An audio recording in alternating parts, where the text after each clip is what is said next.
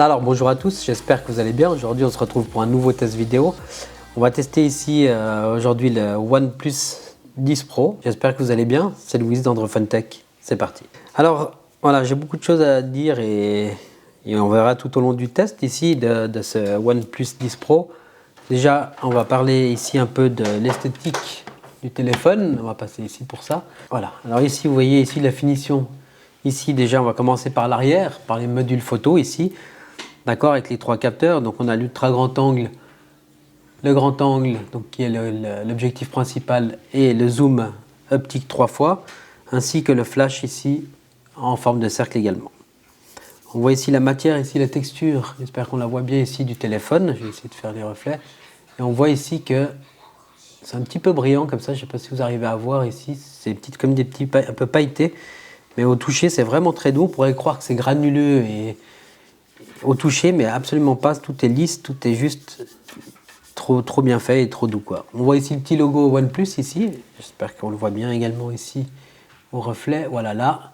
Vous voyez le petit logo OnePlus qui est bien intégré, qui est discret et sobre, j'aime beaucoup. On a la signature ici Hasselblad, là j'espère qu'on la voit également ici sur la tranche ici, difficile à la voir peut-être là. Là, Hasselblad, je ne sais pas si vous voyez, c'est ici. Et c'est donc le partenariat qu'ils ont fait pour la photo avec Hasselblad pour la partie photo, surtout la colorimétrie de leurs photos. Sur la tranche droite, donc, on retrouve l'alert slider, comme on l'a vu dans la vidéo d'unboxing, le bouton d'allumage et d'extinction. On a sur la tranche gauche le bouton volume plus, volume moins. Sur la partie du haut, juste un micro d'ambiance ici, tac, qui est là, j'espère qu'on le voit aussi bien. Un petit micro d'ambiance. Et on a sur la tranche du dessous ici, on a, est-ce qu'on le voit bien là, on a ici, tac, on a le tiroir de carte SIM, le port USB, le micro et le haut-parleur principal. L'autre haut-parleur se trouve sur la face avant ici, tout en haut du téléphone. Voilà, le capteur d'empreinte, on va le tester tout de suite ici ensemble. Tac, aucun problème, il marche, il est très réactif, vraiment impressionnant. Il marche sans aucun souci. Le capteur d'empreinte, donc c'est validé, on a fait le tour de l'aspect esthétique. Maintenant, on va passer aux autres caractéristiques. Tout d'abord, la photo. Tout d'abord, on va parler de la photo, qui est un de ces point dont beaucoup de gens, beaucoup de youtubeurs ont parlé, beaucoup de gens aussi, sur sa partie photo. Et c'est vrai que moi je l'ai testé, ça fait presque 2 semaines que je l'ai, là maintenant que je le teste bien comme il faut.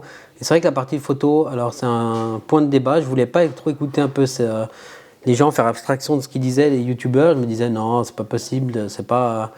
Mais effectivement, il y a des trucs à redire sur cet appareil photo, il fait de très très belles photos avec beaucoup de lumière en plein jour et tout ça, mais des fois il y a des ratés, beaucoup de mouvements flous, alors bon je le tenais à une main, etc. Mais j'ai l'impression que par rapport à d'autres téléphones, il avait beaucoup de mal à stabiliser, ne serait-ce qu'à une main, la partie de la photo, afin de faire une photo qui soit vraiment nette et précise. On a toujours l'impression qu'il y a un mouvement de flou, qu'il y a quelque chose voilà, qui n'a pas bien marché. Alors ça se trouve, une petite mise à jour logicielle va corriger tout ça, hein, c'est pas le truc dramatique parce qu'il fait de très belles photos, mais voilà, il y a des petits couacs à gauche à droite.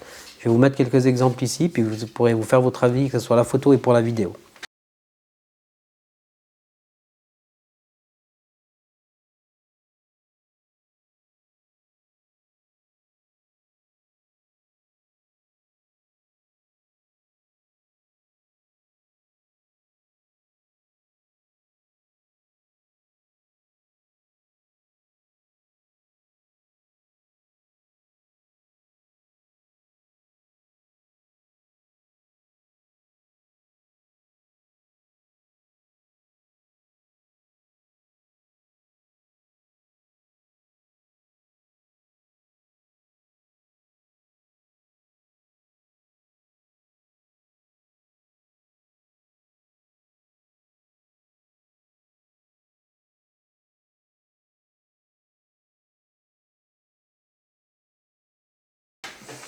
Pour la vidéo, alors j'ai beaucoup aimé la partie vidéo, des capteurs principaux arrière là.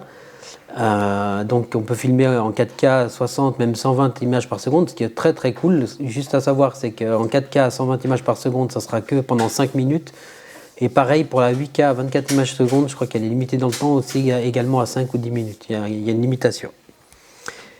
Donc ça c'est vraiment cool pour pouvoir filmer avec de bonnes résolutions comme ça. Mais encore une fois, je vais faire mon rabat-joie, le pénible.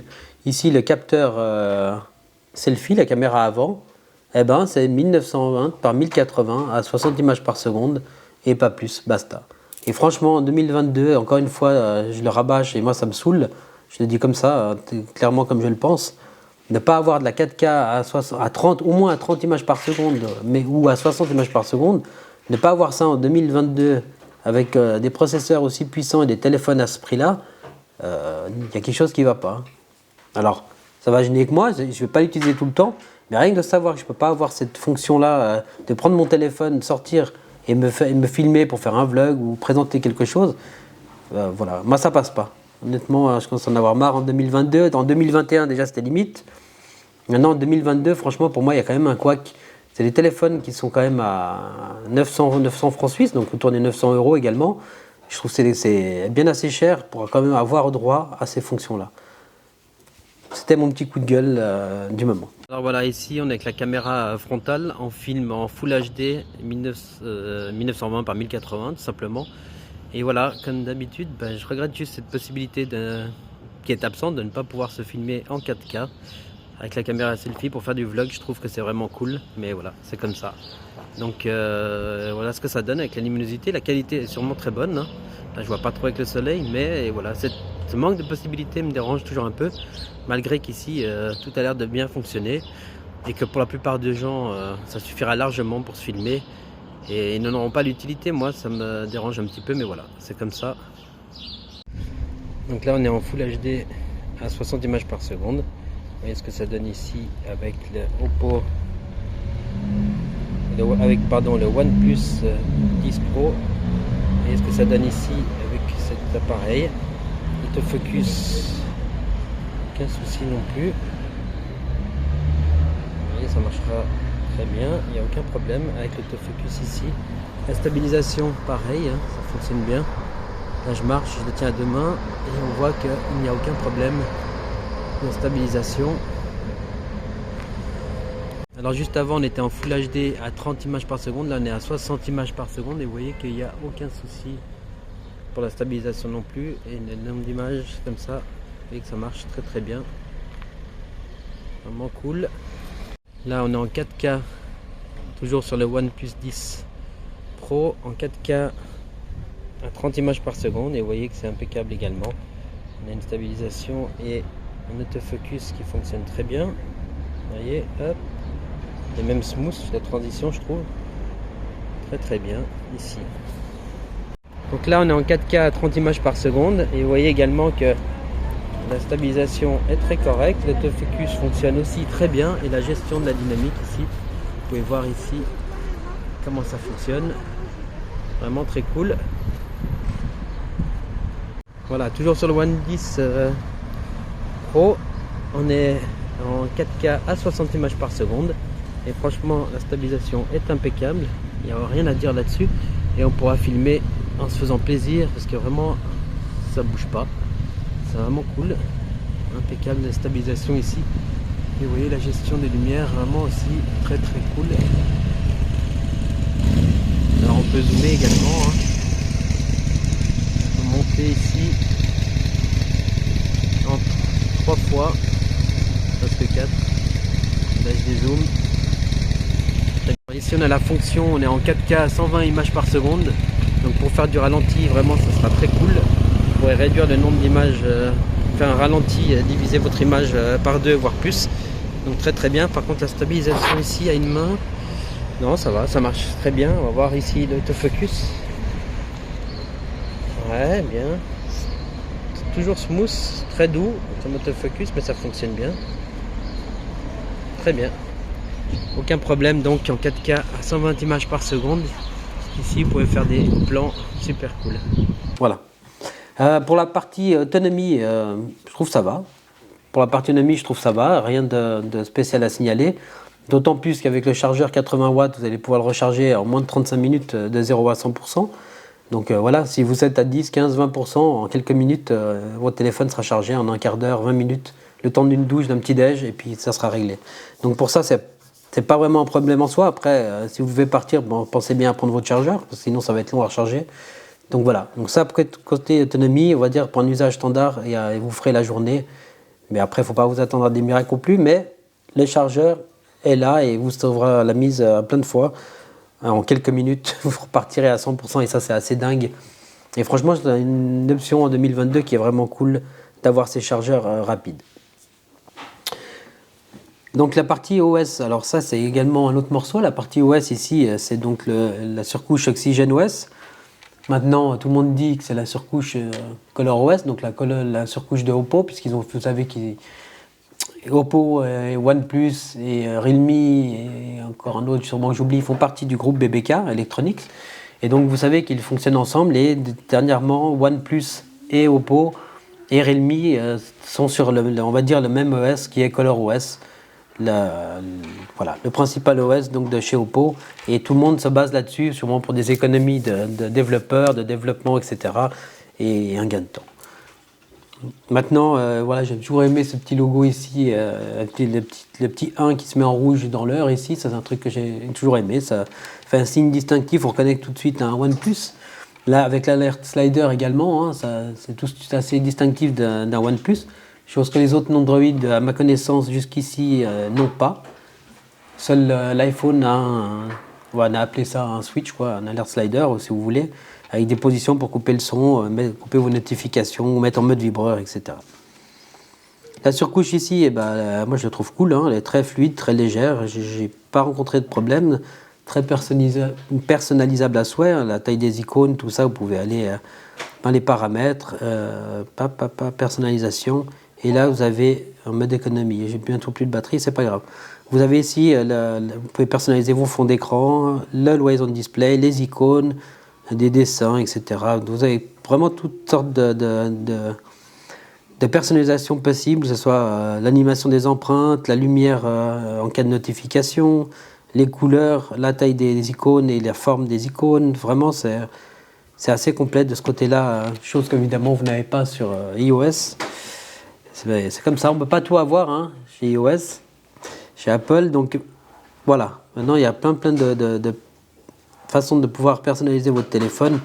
Et ce téléphone, voilà, pour un Android, franchement, il est top.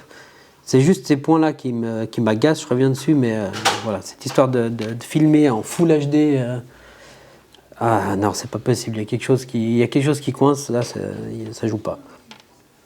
Ça commence à être difficile à faire passer la pilule, bref, c'est comme ça. On va tout de suite s'écouter une vidéo, Android Tech bien sûr, pour l'histoire des droits d'auteur. Alors, on peut écouter ça pour voir. C'est le meilleur. Du Samsung S22 Ultra qui est ici. J'espère que vous allez bien, c'est Louis d'Android Tech, c'est parti. Alors ce téléphone m'a gentiment été prêté par Samsung Suisse et je le teste maintenant depuis une bonne semaine et je dois dire que j'en suis très satisfait. Tout d'abord on passe par maître en la matière, vraiment ici tout s'ajuste parfaitement. Vous voyez ici vraiment un petit encoche ici, une petite bulle ici de rien du tout, donc ça ne va pas vous gêner pour voir du contenu multimédia. Ici, la petite encoche, la petite poinçon ici, donc ça vous gênera en rien. Le son est bien équilibré, je trouve. Tout est bien équilibré, bien assemblé, il n'y a rien qui dépasse. La qualité est juste spectaculaire. Android plus les voilà. Ça sature presque un petit peu, mais vous voyez que le bien fort est puissant. Donc voilà, donc que ce soit aussi également Netflix, donc YouTube fonctionne sans problème, ça évidemment il n'y a aucun doute là-dessus. Mais que ce soit Netflix, Amazon, ou Disney, vous n'avez aucun problème là-dessus, ça fonctionnera sans aucun souci. Toutes les applications que j'ai fait tourner d'ailleurs là-dessus marchaient très très bien, donc rien à redire également de ce côté-là. La fluidité, hein, avec ces 120 Hz ici, vous avez une fluidité qui est vraiment très cool. Hein. On a un écran LTPO donc qui gère les fréquences de rafraîchissement en fonction de vos besoins, donc que ce soit de 1 à 120 Hz. Donc là-dessus, aucun problème également, et ça vous permet d'économiser de la batterie, ce qui est cool. Sans compter l'écran AMOLED, si vous mettez des fonds d'écran sombres ou des choses comme ça, des thèmes sombres, vous allez aussi économiser un peu de batterie, ce qui peut être utile dans certains cas. Quoi d'autre? Les jeux, alors également ça tourne, pas de problème, hein, ici. On peut lancer un petit Genshin Impact.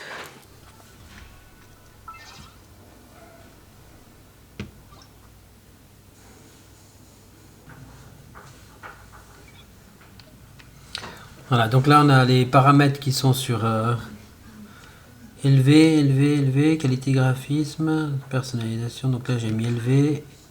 Et puis FPS à 60 FPS, donc c'est le maximum ici pour disponible sur Genshin Impact. On va essayer comme ça.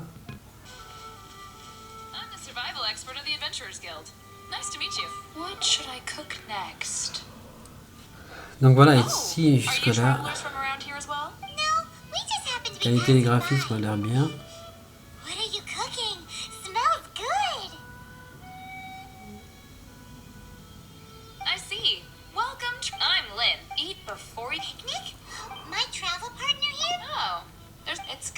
There are some mushrooms and meat in the barrel over there.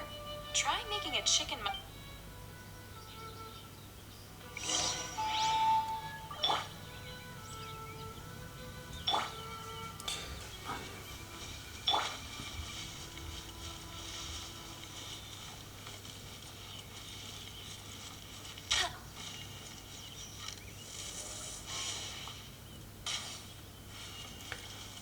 Ici on n'a pas de ralentissement, hein. Ça a tendance à chauffer, à chauffer assez fort là derrière, mais à part ça,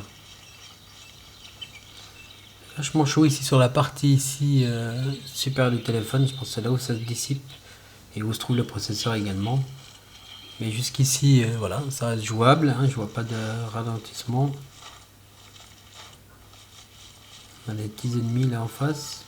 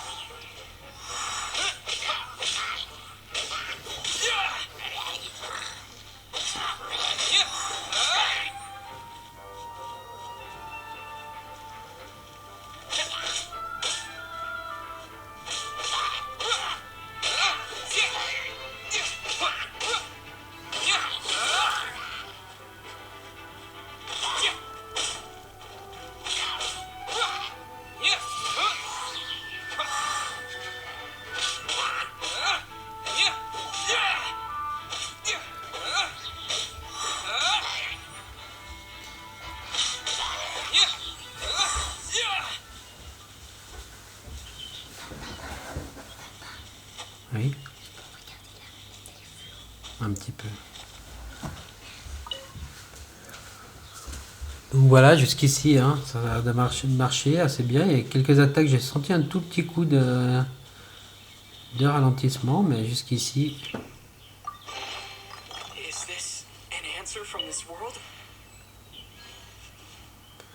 Jusqu'ici.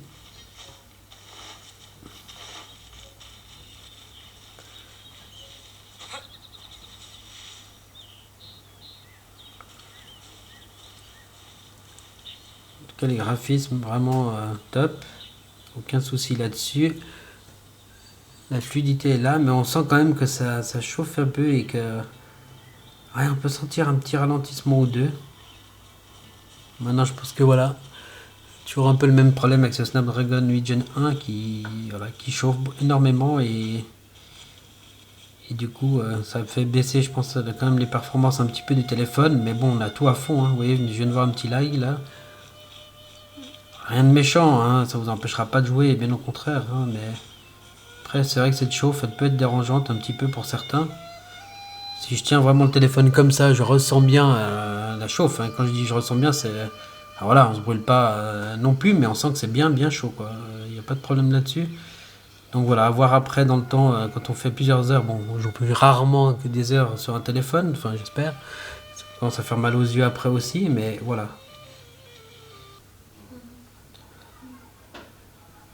Une nouvelle carte, on dirait. Donc on voit que ça est très réactif, hein, vous voyez. Ici, on peut bouger. On n'a aucun problème là-dessus. J'essaie de monter le son.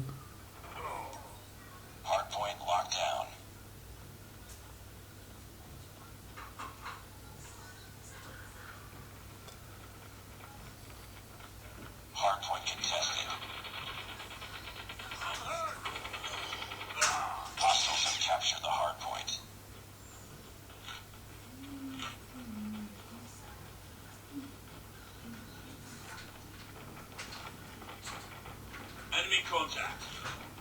Enemy contact. Voilà, je fais n'importe quoi. Need backup. Frag out. Contact with enemy. Enemy. Target inside. Need backup. Need backup.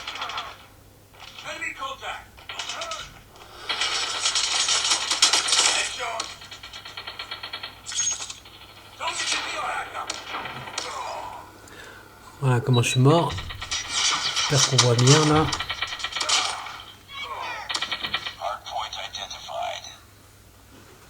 Donc jusqu'ici, hein, ça marche très bien. Hein. Aucun problème. J'essaie de mettre la luminosité un peu plus forte. Enemy contact. Target inside. On sort de cette map. Allez, ferme ça. Oh, oh, oh, oh. Ben voilà. Heads up, team. Enemy UAV spotted. Need backup. Enemy contact. Contact with enemy. Tango down. Enemy contact. Need backup. Hardpoint contested. Contact with enemy. Enemy contact. Hardpoint contested. Hostiles have the hardpoint. Reloading. Cover me. Contact with enemy. Hardpoint locked. Hardpoint contested. Hardpoint contested. Hardpoint identified. Need backup.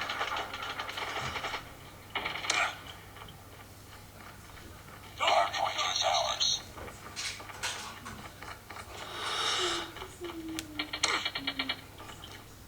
Contact with enemy.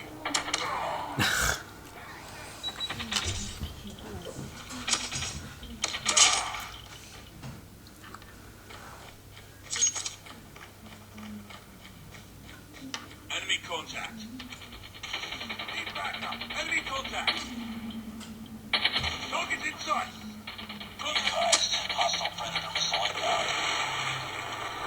Hardpoint lost. Contact with enemy.